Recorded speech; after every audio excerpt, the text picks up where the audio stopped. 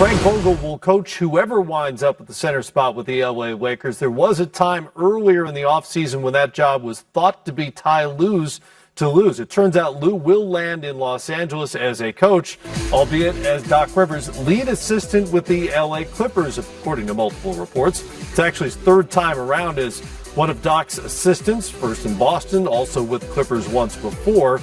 Lue was fired in Cleveland after 6 games in what was his 4th season on the job as the head coach.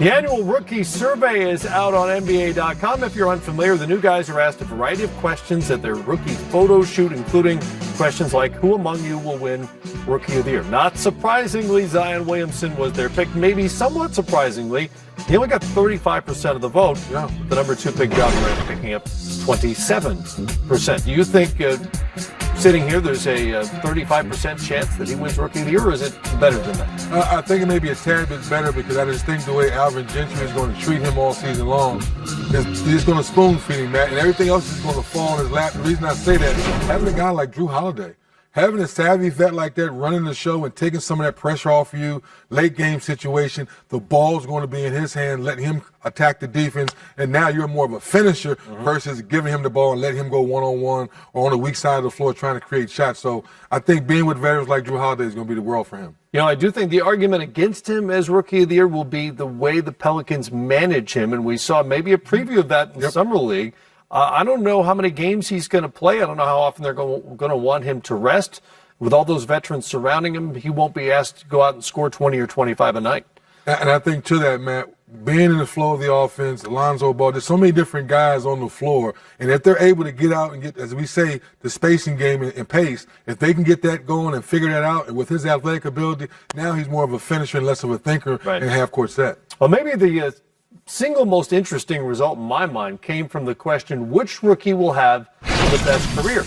Zion only won 5% of that vote, with Cam Reddish, the number 10 pick by the Hawks, winning the category with 19%. Now, it's interesting, Matt, but then if you talk to different people that are coming out of high school, they try to say he was the guy. Right, he was. And then because Zion came, he was the last one to come to the team, so he was the one that really took the back seat to Zion and R.J. Barrett. So maybe the scouts got this one right, or the voters got this right, maybe. Now, being here in Atlanta, they're playing with Trae Young. Will the flow of the offense and the ball move allow you to do the things that we saw you do come out of high school? You took that seat back at Duke. Maybe they get it right. Well, talent was never a question. It's more of a motor question at Duke and how he fit in with the other stars. That'll be interesting. Ja Morant was easily the most popular selection for best playmaker. No surprise. First NCAA Division I player ever to average 20 points and 10 assists since they started tracking assists. Right. I think the easiest thing there, Matt, with Mike Conley gone, here you go, Ja. Get healthy. We know it's been a long summer for you. Get your body right. Get your mind right, because now you're the new face of the team. You're going to run the show. You have to get Jaren Jackson Jr., the rest of that young talent involved, and see where this future is going to be for this young team. So, once again, Matt, with the ball's in your hand 90% of the time, they're trusting you're going to make the right decisions. I think that's the growing pains, but so far, you like what you saw that short stint last year at Murray State. Also, no surprise for guys who mostly grew up this century, born in 2000 or later. LeBron James was their choice for favorite player 38% of the time. Kevin Durant picked up second, 20%. None of them voted for Steph Curry as their favorite player, a 2-time MVP and 3-time champion. Matt, as we were talking about in the back, and then I was reading the email with our producer, Dan Walker, I was like, is this a misprint? Are they messing with Steph Curry? No, they're forgetting about Steph already, or is it the King? No matter what you do, the King is still figuring out a way to stay at the top, Matt. No matter what he does in year 17 coming up, still the player favorite. I'm not mad at him. No, I mean, I guess LeBron James, he is the closest thing to Michael Jordan of this generation. I do feel like he's more divisive than Jordan was. And no question. There are a lot of detractors out there where Jordan didn't have as many. Yeah, not a lot of detractors. And I think from day one, the microscope has been on LeBron's back, and he's done a hell of a job just doing the right things and just being a professional. MVP and 2-time champion Kevin Durant heads to Brooklyn as part of one of the biggest off seasons in league history. We'll hear from KD. D'Angelo Russell heads to Golden State, while Kyrie Irving heads to Brooklyn, putting together a new dynamic duo. And the Nets keep some of their key players, including extending Karis LeVert to a 3-year deal as part of a groundbreaking summer in Brooklyn. The Nets team preview starts now.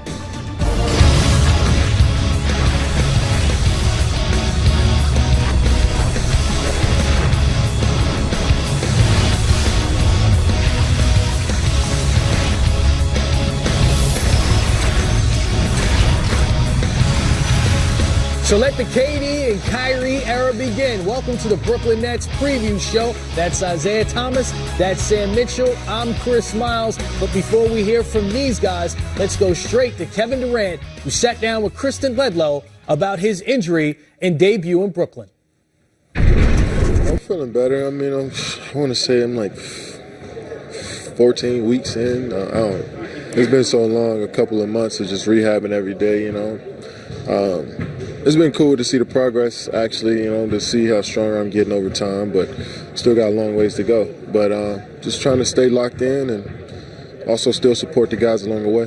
This is the first time that we've seen the new look Nets all together in your new jerseys. Yeah. If you were to somehow sum up the deciding factor in this decision, how would you do it? I would just say the culture that was set, how much that DeAndre, myself, Kyrie can add to the equation. We knew that we could take it to another level with just our experience in the league and the stuff that we have accomplished individually, and you know, only can pour into the younger players and just the infrastructure as a whole. So it was a perfect place. Physically, you're feeling stronger, but mentally, how are you approaching this season, knowing that your contribution will come from the sidelines? Man, it's different. Obviously, you know, I'm so used to wanting to get up every day and prove to my teammates how good I am, and not being able to do that is frustrating for me, but it's something I have to get over and figure out different ways to attack the situation as a teammate, you know. So I'm looking forward to, you know, the challenge and figuring out new ways to help and contribute to the group. But ultimately, you know, my best way of doing it is rehabbing and getting back and, you know, being a strong player when I get back from this injury. So, but there's other ways I can help. This, though, is very different than the last time you donned a new jersey, because now you're a two-time champion, two-time finals MVP. What have you learned about winning that you hope to implement here? Just how much focus it takes on a day-to-day in order for you to sustain the level of greatness that you want to get to, which is, you know, ultimately winning the championship and doing it over again, you know, consecutively, and having a team that, with the Warriors, who knew how to, you know, stay focused at the right times. I think that was key for us, and that's something I learned along that way. A very relaxed Kevin Durant, a very accomplished Kevin Durant. Nets general manager Sean Marks also said that KD will not play this regular season. That was prior to media day. Isiah, how important was that in setting the tone, setting the expectations before Kevin Durant addressed the media? I thought it was extremely important, you know, for him to set the expectations. Now, being someone who's had that Achilles injury before, I do know that, you know, KD will be ready to play probably by April. Now, can he come back and perform? Will he come back and play? I don't know, but injury-wise, you know, being able to recover from that injury, he will have had enough time to recover. And will he come back and be able to play? Probably not until next year, but physically, you know, by April, he will be ready to play. Look, he should sit out this year. I know there's going to be people, especially as the season goes on and Brooklyn is in the playoff hunt with Kyrie and those guys, they're going to want to see him play. What happened the last time Kevin Durant came back a little early? I just tore my Achilles a year ago. Now, I elected to have the non-surgery and the rehab, and I'm still walking with a limp, and it's 14 months later. The Achilles injury is no joke. You got to be careful, because it's not just the Achilles healing. Everything is connected. It's your calf, it's your knee, it's everything. And so the thing that Kevin Durant has to realize is that not only does he have to strengthen that Achilles, everything on the side of that body, the knee, the calves, everything's got to be strengthened and retaught how to work and fire in sequence again. If not, you're going to start breaking down other areas. I think the most important thing, if we learn anything about the Toronto Raptors, the way they did with Kawhi Leonard, is that if you put the players' health first, then it's going to reward you on the back end. And I think the Brooklyn Nets are going to be smart. Sean Marks is going to be smart. He's going to set KD, let him heal properly, let him get his confidence back in that injury, and let him sit out the full year and bring it back slowly. Another person we heard from about the Kevin Durant injury was Kyrie Irving. He said, hey, we're going to make sure he's fully recovered before he steps back onto the court. Not exactly sure that's Kyrie's place of expertise, or, he's not part of the front office, but considering what he went through in Boston, considering his situation in Cleveland, how he wanted out of there, is he at a crossroads in his career where he has to be just as good off the court with his teammates as he is on the court? I think so. I think the fact, first of all, I respect what Kyrie said, to take ownership of what happened in Boston and say, look, I wasn't at my best. I didn't bring my best to the table. I didn't lead this young group right. There's a lot of things I could have done better. Well, the key is, did he really learn from it? And I think he did. To go up, Isiah, to get on a national stage and admit your shortcomings, that's tough to do, especially when you're an elite athlete, an all-star, one of the top players in the league. So I think Kyrie's learned from that. I think the most important thing he's learned is not just respecting your teammates, it's creating an environment where everybody feel like they can be their best. Because you know this, Isiah. I used to tell my players this all the time. The stars got it easy. People say, what do you mean? They make all the money. They get all the minutes. They never get yelled at. They never get thrown under the bus in the media. So they got everything. I always meet with my star players and say, look, it's very important for the success of this team that you give of yourself. You got to be more willing to give of yourself than the role players, because you're getting everything and those guys are getting bits and pieces. Yeah, and the self-evaluation and the self-critique in reflection that, Kyrie was able to bring to the table in terms of reflecting on himself, and then coming to the realization that, I wasn't at my best and I could have done more and I could have been better. And that's hard for us as former players, coaches, current players. That's a hard evaluation of self when you can just say, hey, you know what? I wasn't at my best, and I wish people would have seen me when I was at my best. And I wish I would have been able to give the fans of Boston my best, but I wasn't able to give it to them for whatever reason, and I feel bad about that. So I'm happy that from a leadership standpoint, self-evaluation, self-critique, that he was able to come to that conclusion. Well, looking at Brooklyn on the court, let's focus on that a bit. When you look at what D'Angelo Russell was able to do, have a breakout season with the Nets, now Kyrie essentially steps into that role. How is it different with Kyrie as opposed to D'Angelo? Well, leadership is different because, when you're looking at Dinwiddie and you're looking at, Joe Harris, I mean, those guys have playoff experience. They've learned, they've had success without Kyrie, and it's a very similar situation that he inherited when he walked into the Boston Celtics. Now he's had a chance to learn from his mistakes, the things that he did wrong in Boston, and not repeat them in Brooklyn. So this is an interesting time for Kyrie because, again, the reflection and the self-evaluation was accurately critiqued. Now, can he learn from those past experiences and come to Brooklyn and be a better Kyrie as a leader, not necessarily a better basketball player, but a better person and a better leader? Sam, when I look at Kenny Atkinson, he paid his dues, 8 years as an assistant coach. This is his first head coaching job in the NBA.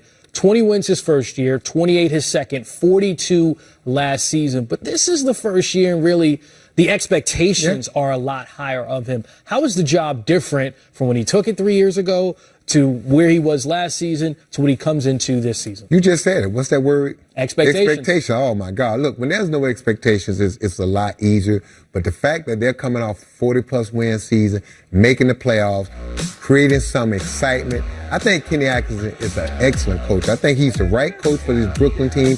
They have an identity now. When you talk about the Brooklyn Nets, since Kenny Atkinson, Sean Marks, and all came in, taken over, they have an identity. They know who they are. They know how they play. And the reason that's important, Chris, when you bring new players, like all these new players, the Nets have revamped their roster. So when you bring these players in, the few holdover players are going to say, look, this is how we do things. This is what coach wants. This is what the GM wants. This is how we practice. This is how we watch film. This is how we prepare. And as a coach, you want to set the tone early. And the fact that you got him bring in guys, and I think this is a blessing in disguise.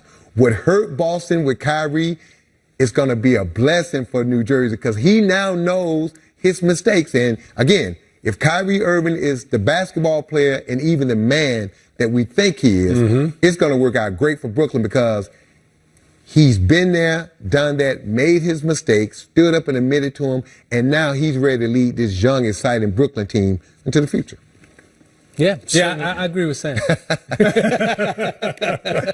Yeah, Kyrie Irving, certainly a guy with tremendous talent. We just call him a closer. Right, he's like the Mariano Rivera of basketball in the sense you give him the ball at the end of the game, you know he's going to make that final shot. You know, Spencer Dinwiddie, he performed in that role a little bit last season, finished fourth in the sixth man voting last season.